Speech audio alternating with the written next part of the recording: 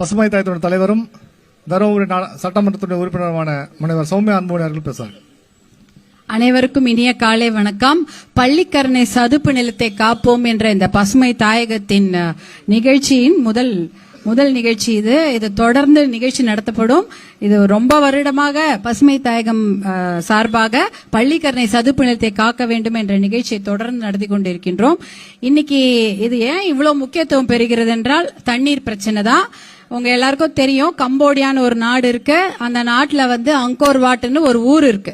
அந்த ஊர் பாத்தீங்கன்னா ரொம்ப வருஷத்துக்கு முன்னாடி லண்டனுக்கு இணையான ஒரு ஊராக அது இருந்தது.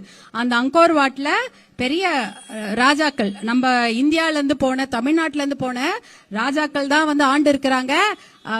ஜெயவர்மன், சிம்மவர்மன் அப்படின்னு ஆண்டு இருக்காங்க, சூரியவர்மன்லாம். அந்த ராஜாக்கள் அந்த அங்கோர் வாட்ல மிகப்பெரிய பெரிய கோவில்களையும் அரண்மனைகளையும் கட்டி வாழ்ந்துட்டு இருக்கிறாங்க.